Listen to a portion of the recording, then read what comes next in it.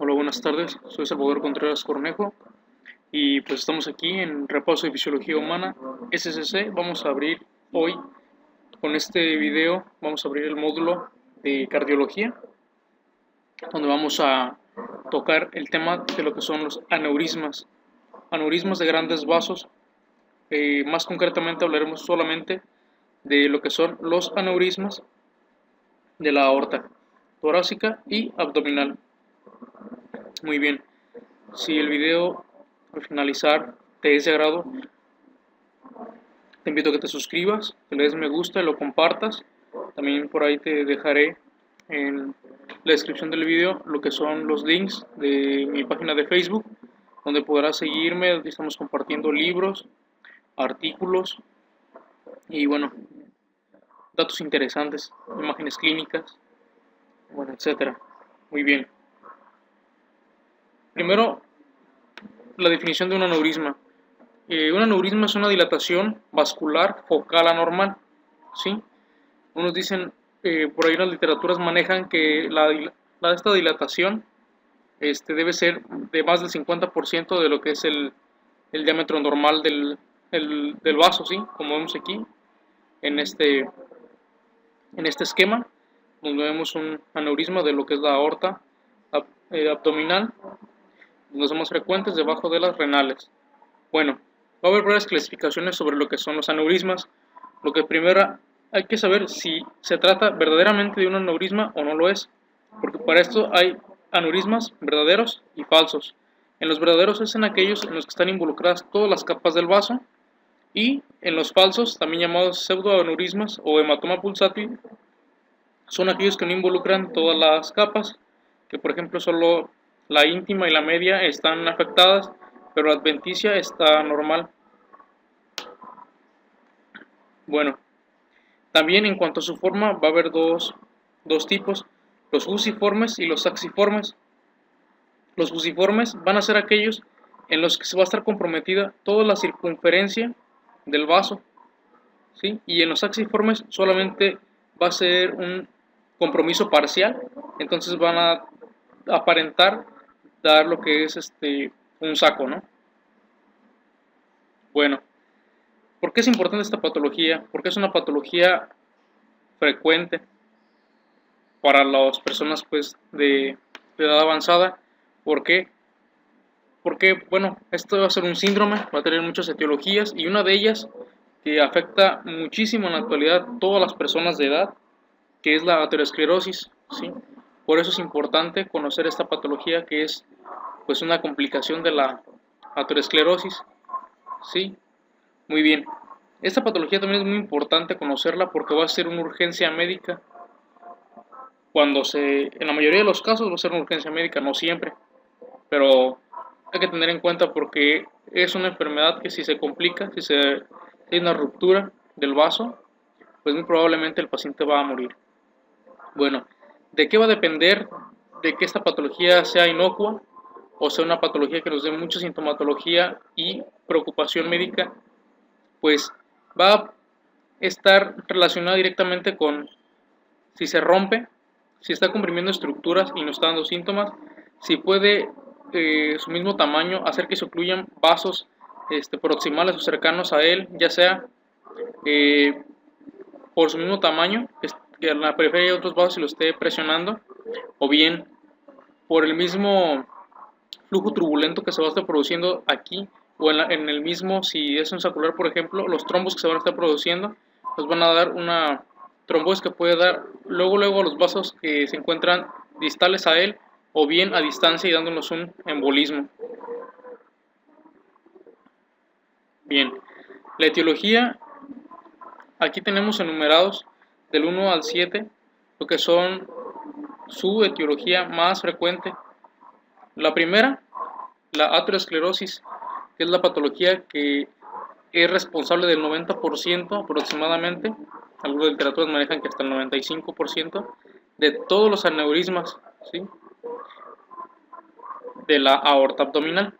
Y después le sigue lo que es la degeneración quística de la capa media, que bueno, es la segunda causa que nos va a dar los aneurismas. Luego tenemos a la sífilis, los traumatismos de energía, ya sean abiertos o cerrados, algunas vasculitis como la poliarteritis nodosa, la de Takayasu, algunos defectos congénitos como son el síndrome de Marfan, de Ehlers-Danlos, ¿sí?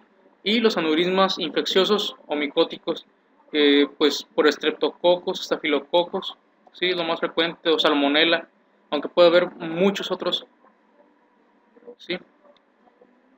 Bueno, empezamos con los aneurismas ya bien aórticos.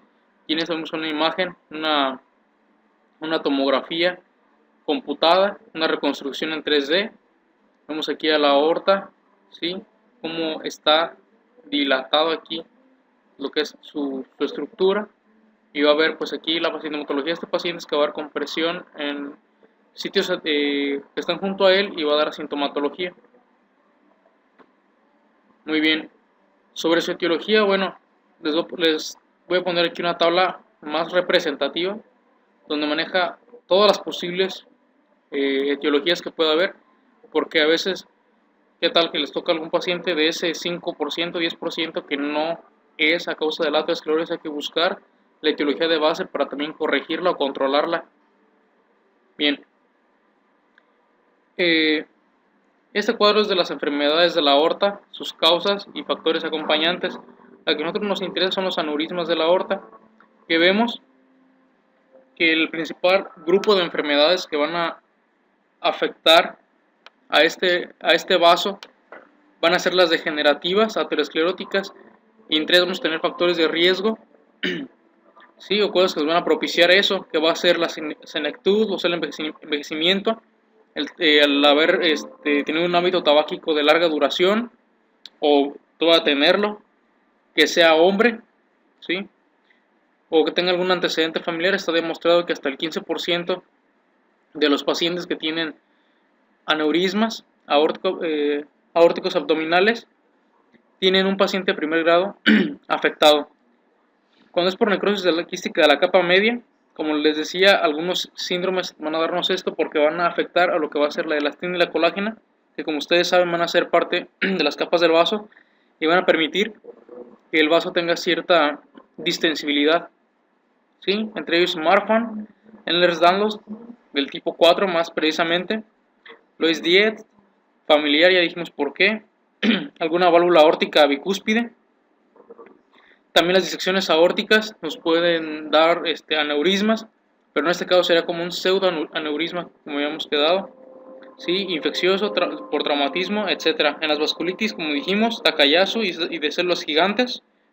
Algunas enfermedades reumáticas también predisponen, como son el grupo de enfermedades de las HLB27, que son las espondiloartropatías. La más frecuente de estas, la anquilosante, síndrome de Behçet, síndrome de Cogan, artritis reumatoide y bueno, sífilis, tuberculosis también nos pueden dar micóticas, como dijimos, salmonella, estafilococos, streptococos y también algunos hongos pueden darnos esto, ¿sí?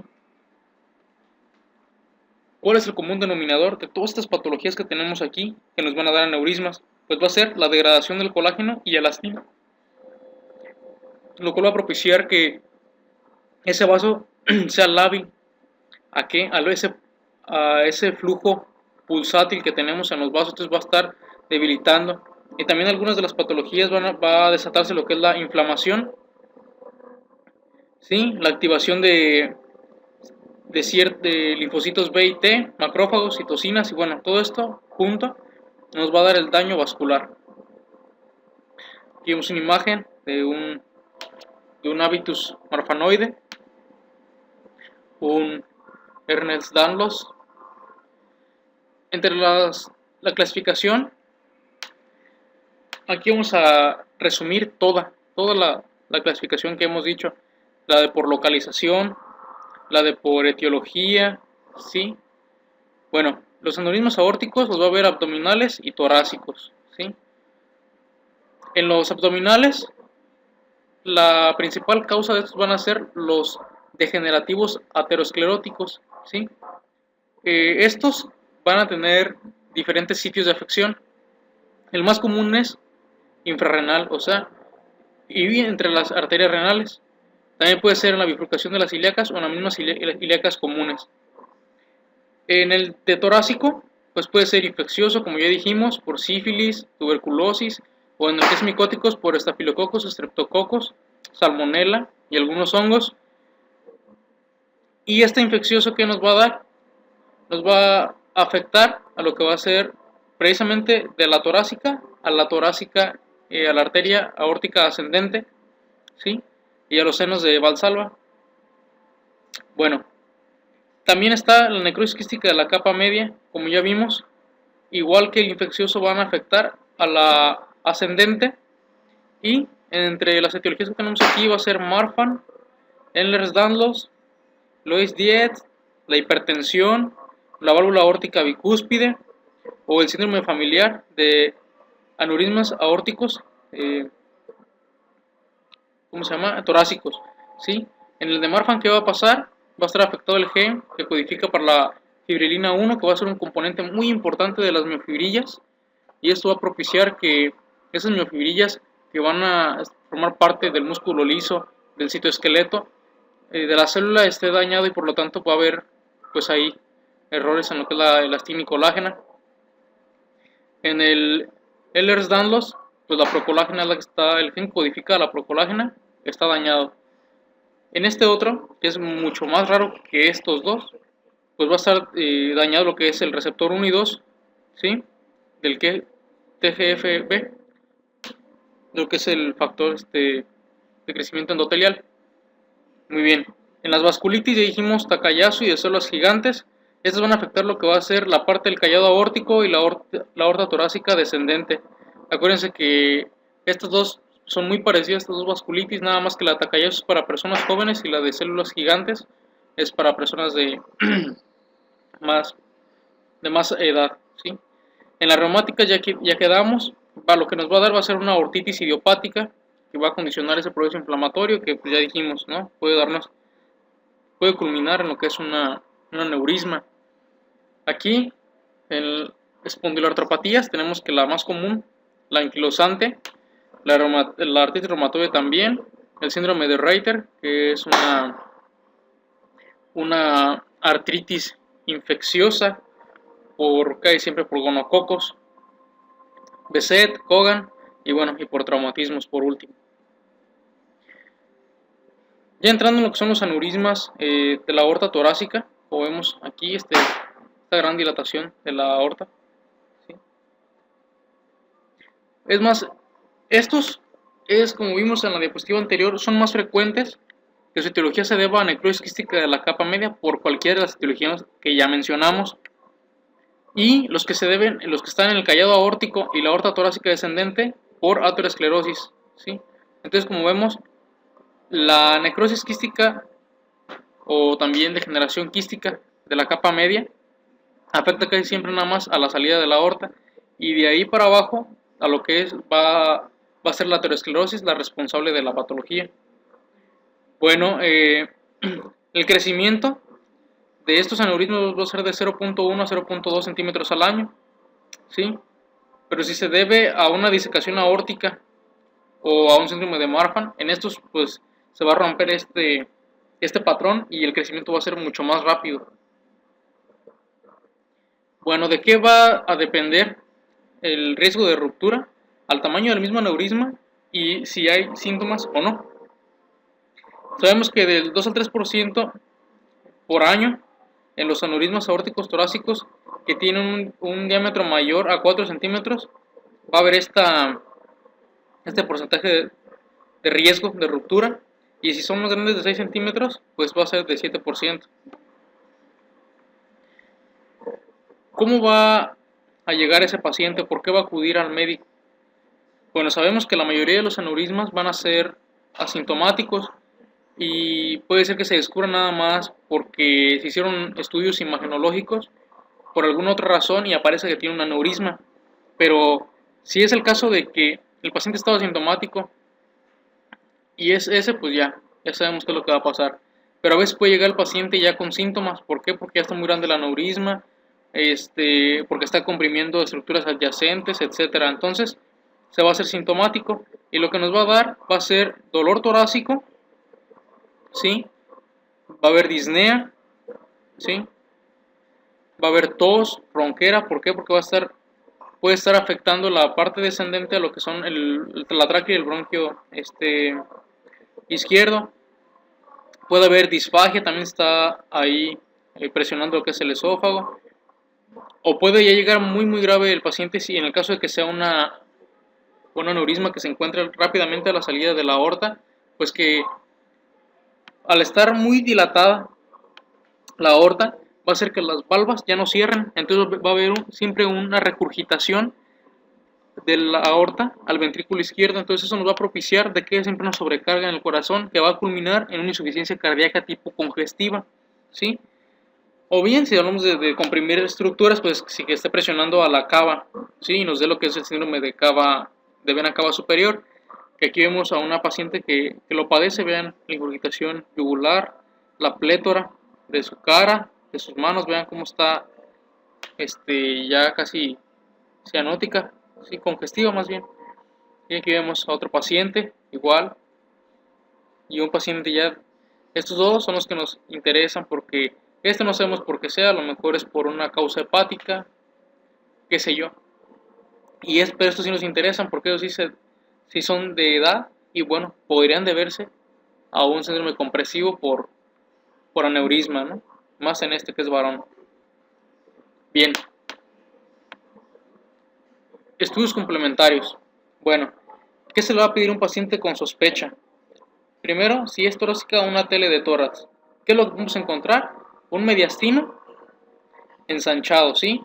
Que puede haber desplazamiento de estructuras. ¿Por qué? Pero acuérdense que todo este espacio, cada cosa tiene su lugar. Entonces, si algo crece, tiene que desplazar estructuras. Muy bien. O bien que está afectando pues al bronquio izquierdo. Bueno, también contamos con la ecografía transesofágica, con la tomografía y con la resonancia magnética y por último la aortografía, que es invasiva. Bueno, en caso de tener un paciente con un aneurisma menor de 5 centímetros, para algunas literaturas, para otras menor de 4, esos pacientes son pacientes que se van nada más a observar, que se van a mantener en vigilancia, no se les va a hacer nada. Si acaso algún tratamiento farmacológico para los factores de riesgo que tiene, o bien para modificar el crecimiento con algún beta bloqueante. Pero en esos pacientes pues hay que hacerles un seguimiento, ¿sí? Hay que estarlos vigilando. Se recomienda que sea cada 6 a 12 meses. ¿Y con qué? Con la ecografía, que como sabemos es el método de cribado para esto. ¿Por qué? Por su bajo costo y su alta sensibilidad y especificidad. Y bueno, desde aquí vemos la tele de tórax, donde hablamos de esto del mediastino ensanchado. En esta otra vemos lo que es una aortografía, ¿sí? Con medio de contraste vemos cómo se alcanzan a ver aquí los grandes vasos, ¿sí? Lo que es el tronco brachiocefálico derecho, la carótida primitiva izquierda, y vemos aquí la subclavia y bueno, el callado aórtico, aorta ascendente, callado aórtico, aorta descendente, y vemos aquí cómo está la gran dilatación, fíjense, 7.8 centímetros. Bueno, el tratamiento. ¿Qué le vamos a hacer a estos pacientes? Se les va a dar un beta bloqueante, ¿sí? Pacientes que tengan aneurismas aórticos torácicos, en particular a los que tienen Marfan. Esto lo que va a hacer es que va a lentificar la dilatación ulterior, ¿sí? También algunos dicen que el uso de yecas, también en pacientes con Marfan. La guía de práctica clínica mexicana del Seguro Social dice que no se ha demostrado aún, pero bueno, había que checar ahí, esperar estudios posteriores. Al menos ya te contamos con los beta bloqueantes que sí está demostrado que sí identifica el crecimiento de ese aneurisma. Bueno, los yecas que hacen van a bloquear las señales provenientes de factor de crecimiento endotelial. Muy bien, ya en el tratamiento quirúrgico, la reparación quirúrgica está indicada en pacientes que tengan síntomas. En esos, pues ya no hay que esperarse, no que se rompa, que se rompa que se rote el aneurisma. Ya con tener síntomas quiere decir que ya está ese aneurisma grande, está presionando estructuras, por eso está dando dolor. Y casi siempre se maneja que el dolor es un presagio de que se va a rotar ese aneurisma. Entonces, si ya está sintomático, pues ya hay que decidir cómo vamos a tratar a este paciente, si va a ser por cirugía endovascular o cirugía abierta. No se ha demostrado en estos dos tipos de cirugía que una sea más buena que la otra, al menos no a largo plazo, pero hoy sabemos que a corto plazo se ha mostrado que la balanza se inclina a lo que es la cirugía endovascular. Entonces habrá que mandarlo con un buen cirujano y que él junto con ustedes lo valore, ¿no? ¿Cuándo vamos a decidir poner una prótesis? Cuando el diámetro de la arteria ascendente, de la aorta ascendente, sea mayor que 5.5 a 6 centímetros, o bien que la descendente sea mayor que 6.5 a 7 centímetros. Como vimos en la imagen anterior, ese ya es candidato para ponerle una prótesis, ¿no? Porque la ascendente estaba por arriba de 7.8. O bien a los que habíamos decidido no tratarlos porque su aneurisma era pequeño, pero en el seguimiento, después de haberles hecho la ecografía, vemos que aumentó más de 1 centímetro en ese año. Entonces en eso ya se decide intervenirlos, ¿no? O bien, si tiene alguna patología que no es corregible, ¿sí? O más bien que no es muy controlable, ¿sí?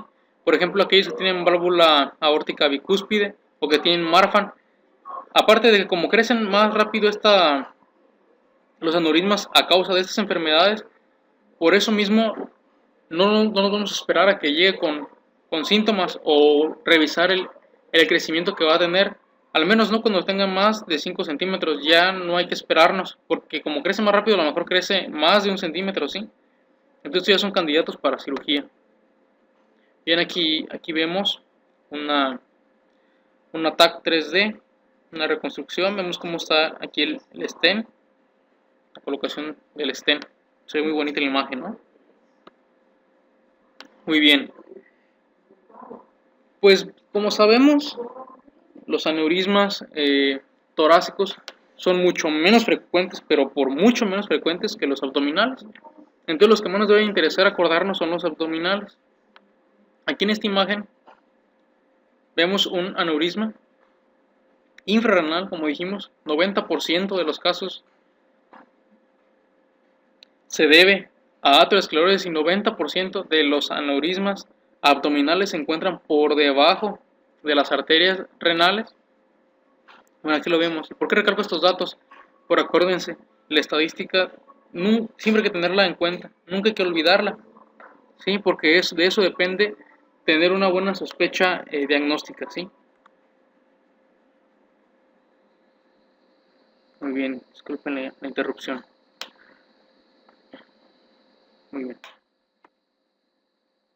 Bueno, en cuanto a los aneurismas aórticos abdominales, van a afectar, como dijimos, más a hombres, y su incidencia va a aumentar también con la edad. Los aneurismas que son de 4 centímetros, ¿sí?, o mayores, van a afectar a la población de varones mayores de 50 años en 1 o 2% de todos ellos, ¿sí? El 90% se debe a aterosclerosis, el 90 al 95% son infrarrenales, según la guía de práctica clínica del Seguro Social mexicano. No encontré una relación hombre-mujer en cuanto a frecuencia fiable, pero algunos de los lugares donde consulté decía que era de hasta 6-1, entonces para que lo tomen pues en cuenta, ¿sí? Algo muy importante, el riesgo de ruptura. Vemos que se parece mucho a los torácicos, nada más que va a haber una pequeña modificación, o más bien los estudios han sido más grandes para los abdominales que para los torácicos. ¿Por qué? Por su frecuencia.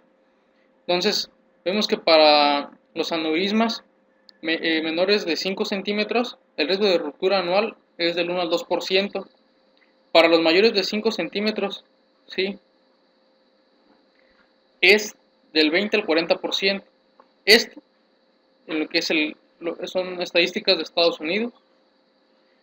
Luego tenemos las estadísticas mexicanas, proporcionadas por la Guía de Práctica Clínica, que nos dice que de 4 a 4.9 centímetros, el riesgo de ruptura anual va a ser de 0.5 a 5%, de 5 a 5.9 centímetros, de 3 a 15%, y de 6 a 6.9 centímetros va a ser del 10 al 20%, y mayores de 7 hasta del 20 al 40%. Como vemos, pues difieren un poquito los números, ¿no?, en cuanto a los centímetros del aneurisma y su riesgo. Vemos que para que los de Estados Unidos es nada más mayor de 5, vemos aquí, para ellos es del 20 al 40, con nada más del 13 al 15%. Bueno, también otro dato importante es que de los pacientes fumadores, estos van a tener un comportamiento de ese aneurisma de crecimiento más rápido que un paciente que no fuma o que tiene enfermedad vascular periférica o diabetes mellitus. Sí, de hecho, en estos pacientes sí crece menos rápido el aneurisma en los diabéticos y en los que tienen enfermedad vascular periférica. En cuanto a los fumadores y no fumadores, vemos que los fumadores tienen 7 veces más riesgo de desarrollar aneurismas aórticos abdominales. Y de los fumadores, ¿qué es lo que pesa más? ¿La intensidad del hábito tabáquico o el tiempo? Pues bueno, los estudios dicen que es el tiempo de duración del hábito, el tiempo de duración de este hábito tabáquico es lo que pesa más, no tanto la cantidad. Y bueno, otra estadística importante sobre el EPOC en relación con aneurismas, vemos que los pacientes que tienen EPOC, de estos, hasta el 11% van a tener aneurismas. Entonces es importante que los pacientes con EPOC, ¿sí?, se les haga un tamizaje para aneurismas aórticos abdominales y más, si son hombres y tienen más de 55 años, 50 años, ¿sí? Un estudio de 550 pacientes demostró, bueno, que 15% de los pacientes que tenían esta patología tienen familiares de primer grado con aneurismas también, ¿sí?, lo que les comentaba anteriormente en el video. Bueno, las manifestaciones clínicas de estos. El paciente puede referir que tiene pulsaciones en el abdomen, ¿sí? O puede decir que le duele el tórax o que tiene una lumbalgia, un dolor de espalda baja o bien un dolor de escroto. Este dolor, pues como les decía, puede ser presagio de que va a haber ruptura del aneurisma, entonces esto ya se considera una urgencia médica. Y la guía de práctica clínica dice que a esos pacientes hay que internarlos inmediatamente, valorarlos, hacerles estudios y a cirugía. Muy bien, en cuanto a esas manifestaciones clínicas y el diagnóstico, vemos que la exploración física nos va a arrojar datos sugestivos de aneurisma aórtico abdominal, como son una masa palpable, pulsátil, que se expande, que no duele. Esto se va a encontrar en el 30% de los pacientes con aneurismas. ¿De qué va a depender? Porque aquí vemos que la exploración física solo detecta del 22 al 96% de los aneurismas. Va a depender de la constitución de ese paciente, de cómo esté, si está obeso, si está delgadito, qué otras comorbilidades tiene, ¿sí? Todo eso va a influir si es hipertenso o no lo es, si es diabético o no lo es, todo eso va a influir en esto. Y también de la experiencia del explorador. Entonces, para tenerlo en cuenta. O bien, lo que es más común, que se encuentren accidentalmente en estudios de imagen que se hicieron por alguna otra causa. Bueno, como sabemos, la ruptura casi siempre es letal, por eso un paciente que sabemos que tiene un aneurisma que estaba hasta cierto punto controlado y de repente debuta con un dolor agudo y aparte empieza con algún síncope o datos de hipotensión, que se desvaneció el paciente, mareos, desmayos, etc. Entonces, Esto es igual a una operación de urgencia, ¿sí? Hay que intervenirlo. O bien, decirlo de otra manera, eh, los que tienen dolor abdominal o de espalda baja, que tienen una masa pulsátil abdominal y aparte están hipotensos, hay que hacer una valoración quirúrgica inmediata. Y si se debe a esta patología y vemos que es de urgencia, que ese paciente está inminentemente, que ya se está pues yendo a que hay que operarlo. Bueno, los factores de riesgo para una ruptura de aneurisma aórtico abdominal es sexo femenino, el mayor diámetro del aneurisma, el bajo volumen en una espirometría, en la expiración forzada por un segundo, que sigan con el hábito tabáquico o que sean hipertensos. Como vemos, es menos común en mujeres, ¿sí? En frecuencia, pero en cuanto a riesgo de ruptura, ellas tienen mayor riesgo de ruptura. ¿Cuáles son los estudios complementarios? Bueno, lo que son la radiografía de abdomen, que nos va a mostrar un contorno. Bueno, muy bien. ¿Qué estudios se le van a pedir a este paciente? Una radiografía de abdomen, en el cual va a mostrar un contorno calcificado del aneurisma, pero esto solamente en un 75% de los pacientes. El otro 25% no vamos a encontrar este hallazgo, ¿sí? Vamos a encontrar este dato. Bueno, la ecografía va a ser el método pues de elección. ¿Por qué? Porque va a ser barato, porque tiene una sensibilidad muy buena, ¿sí? Del 92 al 100%, y una especificidad de igual manera muy buena del 100%, ¿sí? ¿Qué quiere decir esto? Que tenemos un alto porcentaje, casi pues perfecto, ¿no? De diagnosticar a un paciente o identificar a un paciente enfermo de uno que no lo está, ¿sí?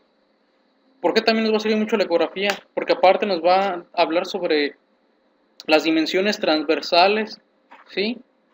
Y longitudinales de ese aneurisma.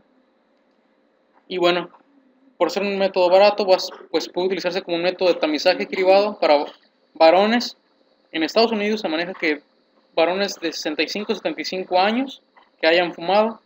En la guía de práctica clínica mexicana del Seguro Social maneja que desde los 55 años en adelante hay que hacerles este método de cribado. Y bueno, algunos estudios han demostrado que hacer esto ha reducido el riesgo de muerte en un 42% de los afectados. ¿Cuándo vamos a seguir haciendo estudiar a otras personas? Bueno, vamos a estudiar a los hermanos del paciente que tenga aneurismas y a sus hijos, ¿sí? O bien a personas que tengan aneurismas en lugares periféricos. Como sabemos que de los periféricos el más común es el de la poplitea. Entonces tiene un aneurisma en la poplitea, vamos a investigarla también, que no tenga por ahí uno en la abdominal, en la aorta abdominal. También contamos con lo que es la tomografía axial computada, contrastada, y la resonancia magnética. Estas son muy precisas, ¿sí? Bueno, aquí tenemos una imagen preciosa, ¿sí? De una reconstrucción 3D y una tomografía. Vemos aquí el aneurisma, ¿sí ven? Y en esta se dice en dos tiempos, más bien en dos periodos distintos, ¿sí? Esta cuando inició y fue detectada, y esta después de un tiempo, creo que eran después de 12 meses, les paso ahí el dato en un artículo. Y vemos aquí cómo ha crecido este aneurisma. Aquí nos marca, ¿sí?, las medidas, que avanzó casi un centímetro en un año. Muy bien. La sensibilidad de detectar también un aneurisma va a depender del tamaño y va a aumentar con el tamaño. Entonces, los que tienen aneurismas de 3 a 3.9 centímetros van a tener una sensibilidad del 29%, los que tienen de 4 a 4.9 del 50%, y los que tienen más de 76%, de 5 centímetros, 76% será su sensibilidad.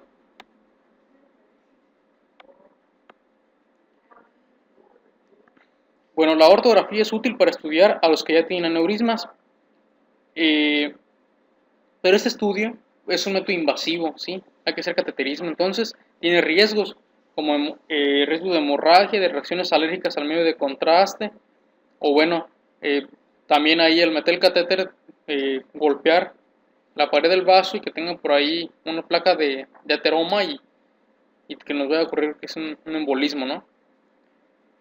Bueno, también tiene otra desventaja de que como estamos viendo la luz del vaso, va a haber muchos trombos murales, los cuales van a reducir significativamente el diámetro, ¿sí?, de esa aorta. Entonces nosotros vamos a pensar que tiene cierta dimensión, pero resulta no ser otra, va a ser mayor siempre la real.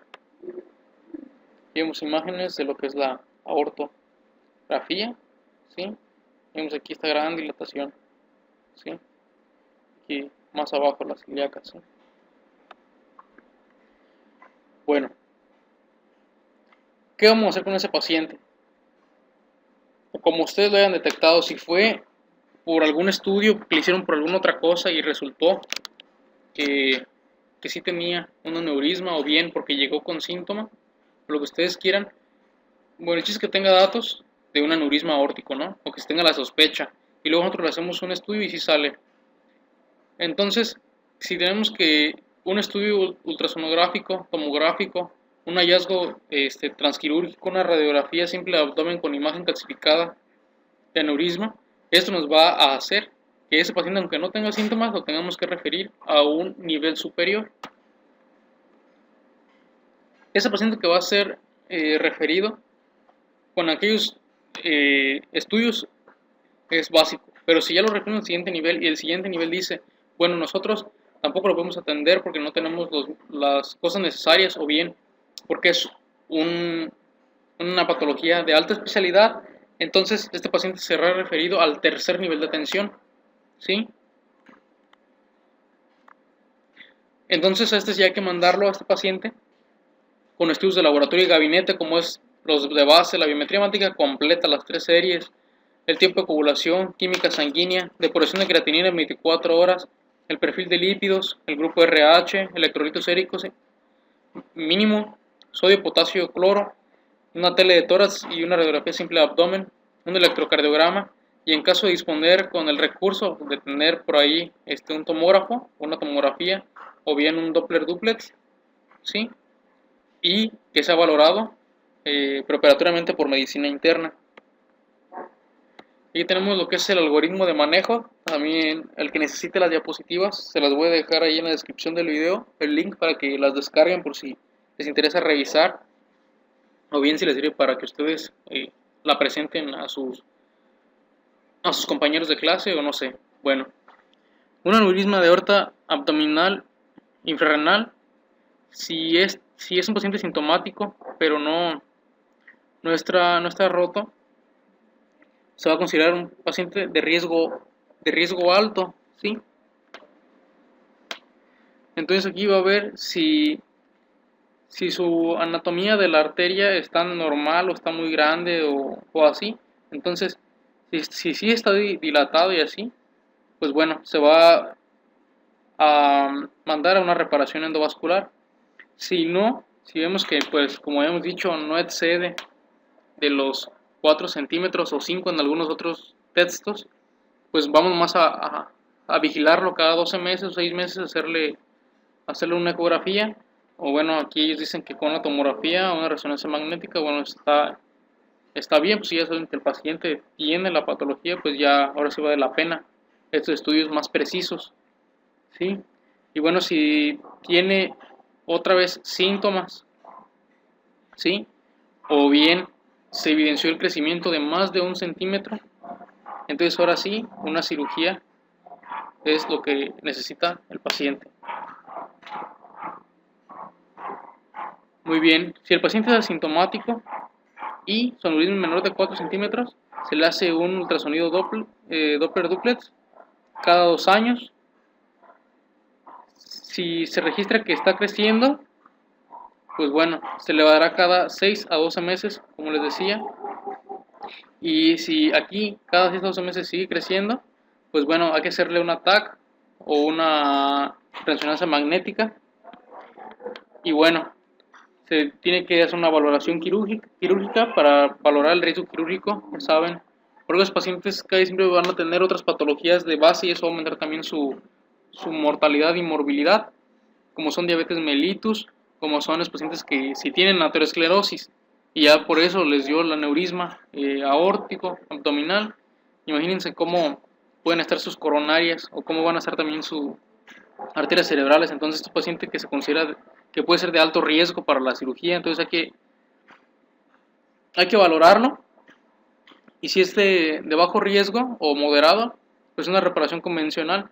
Pero si es de alto riesgo, pues hay que ver igualmente, ¿sí?, cómo está la anatomía, si es un lugar propicio para poder entrar por endovascular y así repararlo. Pero bueno, si no está expandiéndose, ¿qué se va a hacer? Seguir haciendo el estudio, ¿no? Seguir haciendo el estudio. Y bueno, si es de 4 a 5.4 centímetros, igual se hace cada 6 a 12 meses el estudio. Y si es mayor de 5.5 centímetros o hay evidencia de crecimiento, pues ya nos brincamos de una vez al ataque y de ahí para abajo lo mismo, ¿sí? ¿Ya se va? Disculpen la interrupción. El tratamiento igualmente puede haber dos tipos, el farmacológico y el no farmacológico. El farmacológico, como vimos, es modificar los factores de riesgo. Si el paciente tiene hiperlipidemia, pues hay que darle algunas estatinas, ponerlo a hacer un poquito de ejercicio que él pueda hacer y que no sea pues dañino para su patología. Darle un betabloqueador, o como les dije en la literatura estadounidense, ya también se demostró que los yecas, aquí en México todavía no, pero bueno, del betabloqueador, el propanolol es el que se utiliza, o el que más se utiliza, y en las no farmacológicas, pues bien, lo que es una cirugía abierta o endovascular. También la decisión del tratamiento endovascular va a estar dada por lo que es la clasificación de dónde se encuentra ese aneurisma, que es la de Crawford-Safi, que es esta que les muestro aquí, tipo 1, 2, 3, 4 y 5, ¿sí? ¿Dónde se encuentra el aneurisma? ¿Dónde se encuentra la dilatación? ¿Sí? Si solamente es torácico, si es tóraco-abdominal, si solamente es abdominal, ¿sí?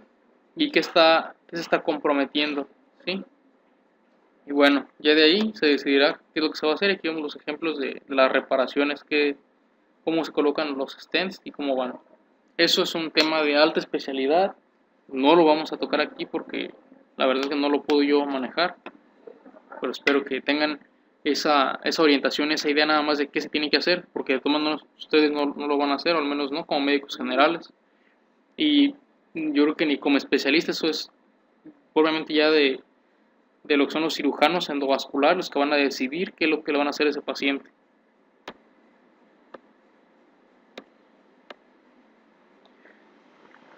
Y bueno, los criterios para las prótesis ya los mencionamos anteriormente. Aquí más vemos otro ejemplo de una prótesis. Aquí vemos cómo se alcanza a ver las orillas de la prótesis, aquí y aquí en la fluoroscopía, ¿sí?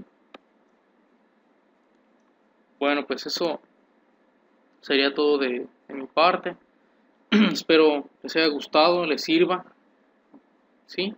Y si es así, pues suscríbanse. Por aquí les voy a dejar un recuadrito que dice suscríbete. Vayan a mi página de goles para que estén al pendiente de mis más videos que estoy haciendo o los que ya tengo. También ahí en Facebook apóyenme. Ustedes saben que ustedes son los que hacen que haga estos videos. Yo si veo respuesta de mis espectadores, pues me pongo muy feliz y más le echo ganas. Yo sé que ahorita prometí cada viernes, lo estoy haciendo el domingo porque estoy trabajando ahorita y no me da chance entre semana, entonces nada más hoy es el día que le puedo echar ganas de hacer los videos, las presentaciones y los videos, porque en sí los videos están fáciles de hacer, pues nada más estar hablando y explicando cosas, pero las diapositivas hay que echarle ganas para que se vean bonitas y les puedan servir a ustedes. Bueno, pues que pasen un excelente fin y más bien inicio de semana, un excelente inicio de semana. Nos vemos, cuídense, un saludo a mis ya 58 suscriptores. Hasta luego.